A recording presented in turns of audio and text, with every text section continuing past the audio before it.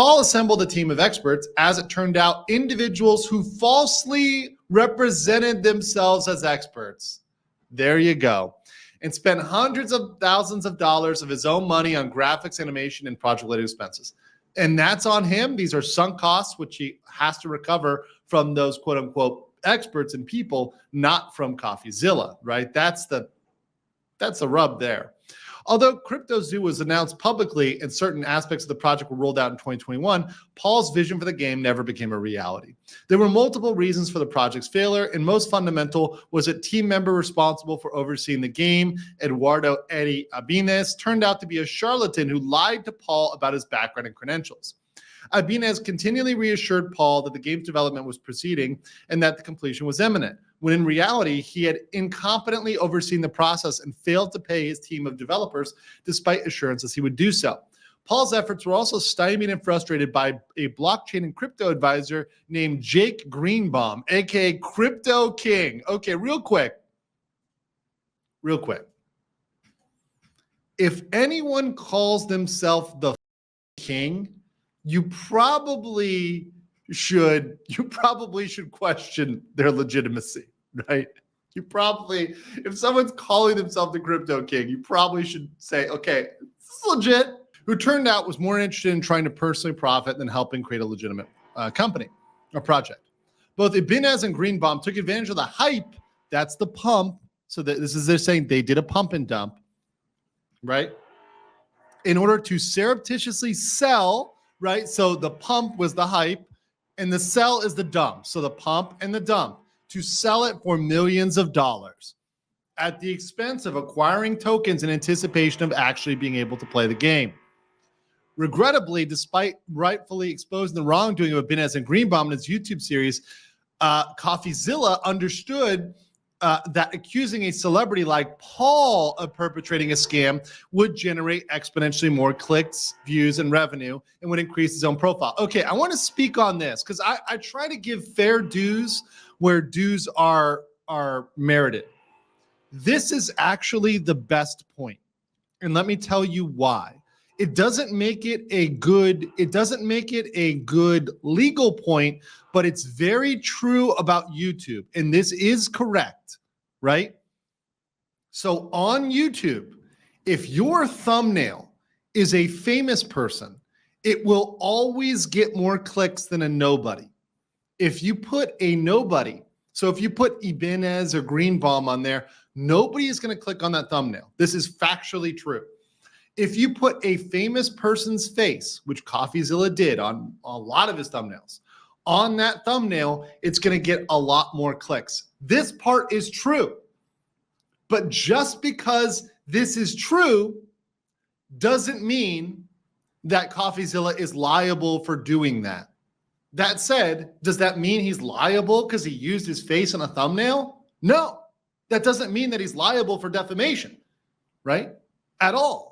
Just because he clickbaited a thumbnail. If clickbait thumbnails led to liability, that does not mean Coffeezilla titled his series Investigating Logan Paul's Biggest Scam, which is the video I showed that's on his front page when you go to his channel. He proceeded to confidently tell viewers not only that the project was a scam, but it was a scam conceived of and perpetrated by Paul.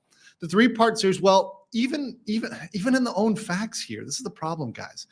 Even in the facts here, it says that Paul put his money into the project. So at least partially there was a conception here. And ultimately it ended up being a scam. So, you know, this is not entirely untrue. Even with a beneficial eye towards Paul, even saying that he didn't know about Ibanez and Greenbaum, he still put his money into the project and said he was doing due diligence, said he was hiring experts that turned out to fail. So it's at worst, you know, giving the most favor to Paul, it's partially true, partially untrue, which does not meet the standard for malice.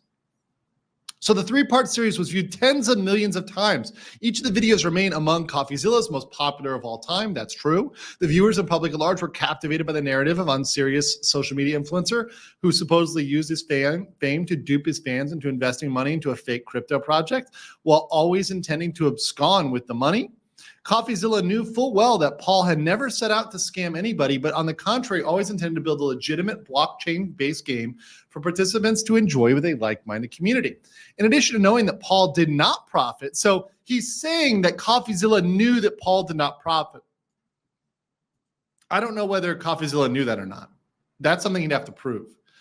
Coffeezilla possessed scores of contemporaneous internal text messages between Paul and his co-founders, showing, for example, that Paul was adamant that the project be executed to perfection before being announced publicly, and that Paul was focused on the details of the gameplay experience, including over financial gain.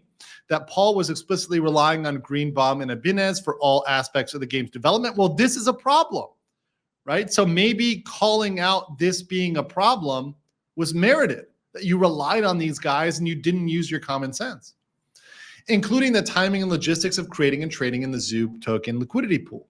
And Paul was beside himself with frustration about the betrayals that prevented his vision from being realized.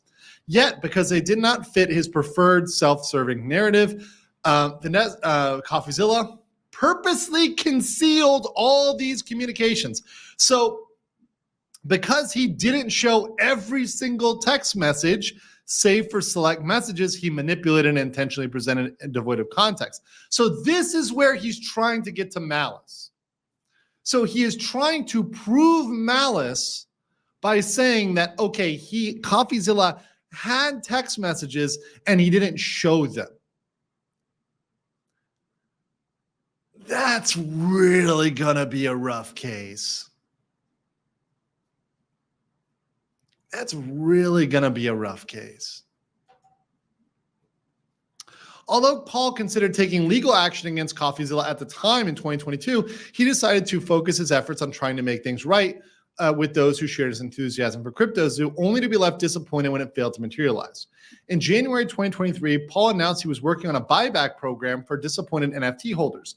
Even though Paul had not personally received the proceeds from the sales of the NFTs or otherwise earned any money from the project. The buyback was completed in March of 2024, and it resulted in Paul coming out of pocket to distribute $1 million worth of Ethereum to eligible NFT holders. Despite his anger over Coffeezilla's actions and the massive harm that Coffeezilla's false accusations caused his reputation, Paul was willing to let bygones be bygones. So he's saying that up until now, he was going to let it fly. What pushed him over the edge, right? Paul naively believed that his commitment to buyback would help him find common ground with Coffeezilla and then. And this sounds like it's personal.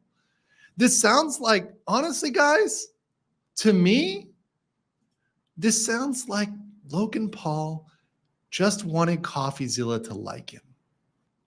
But Paul misjudged Coffeezilla.